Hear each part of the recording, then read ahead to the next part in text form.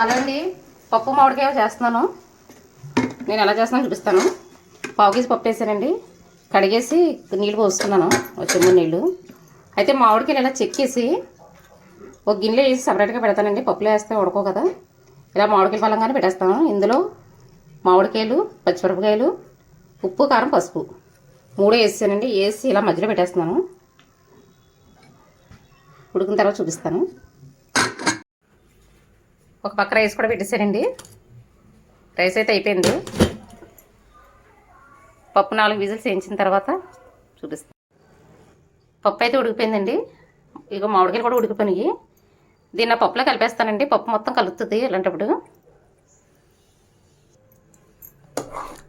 ఇదిగోండి పప్పులో అయితే వేసాను. ఈ మామిడికాయలు అలా పేస్ట్ కింద అయిపోయినాయి కదండి. ఇప్పుడు పప్పు మొత్తం కలిసి పప్పు మామిడికాయ టేస్ట్ అయితే బాగుంటుందండి. మామిడికాయలు మెదపాలి ఇలాగా. నేను ముక్కలు అయితే వేయనండి, ఎప్పుడు ఇలాగే చేస్తాను. ఇలా ఒకసారి ట్రై చేసి చూడండి. పప్పు మామిడికాయ చాలా బాగుంటుంది. చూడండి, ఇవి జీడి మామిడికాయలు కనుక జీళ్ళు పైకి వస్తున్నాయి. మామిడికాయ మొత్తం పప్పులో కలిసిపోయిందండి.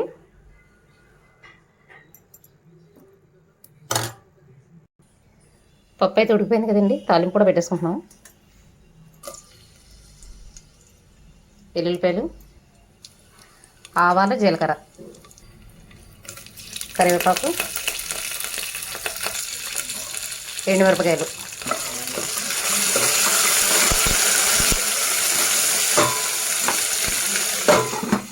ఇందులో ఇంగు కూడా వేసుకుంటే బాగుంటుందండి. ఇంగు అయితే లేదు ప్రస్తుతానికి. పోపు అయితే అయిపోయిందండి. పప్పు ఇందులో వేసుకుందాం. పప్పు అయితే రెడీ అయిపోయిందండి. పైన కొంచెం కొత్తిమీర కూడా వేసుకుంటే బాగుంటుంది. ఈ విధంగా ఒకసారి చేసి చూడండి. ఇలా అయితే టేస్ట్ బాగుంటుందండి. మామిడికాయ పప్పు మొత్తం కలుస్తుంది కదా, దానివల్ల టేస్ట్ అయితే చాలా బాగుంటుంది. ఒకసారి ట్రై చేసి చూడండి. బాయ్ అండి.